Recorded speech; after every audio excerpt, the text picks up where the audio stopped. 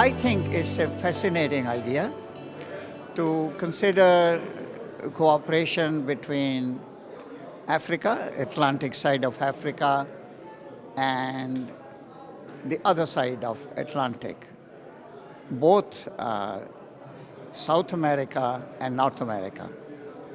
Because I think one should consider the entire Atlantic basin. But having said that, it should be a long-term project, not short-term project. And as former president of Nigeria said yesterday, it should be both quick and long-term at the same time. So in terms of quick, we should be thinking of what are specific areas where there could be cooperation, where both sides of the continents could gain. There could be win-win situation, so that there are some immediate yields where people on both sides of the continent can see benefits. And yet, one should have a long-term vision where people can be inspired.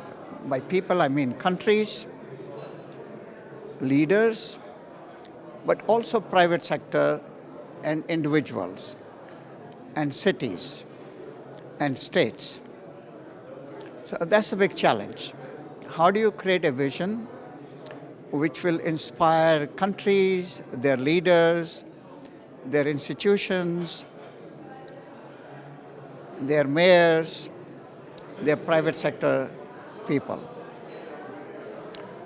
And in this respect, I think one should take lessons from European Union. They started in very concrete terms with a coal and steel reunion. And look where they are today.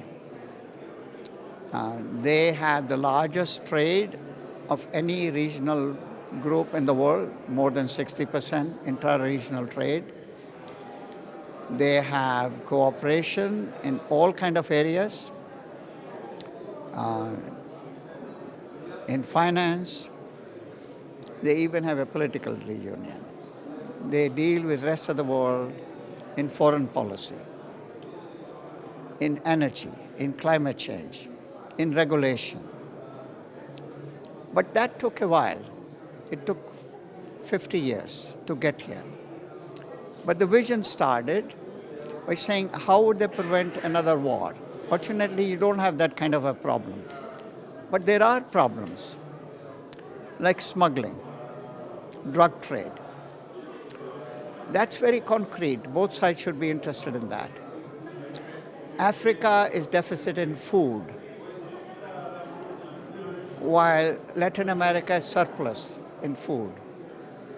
Why not start with that? It's just an idea.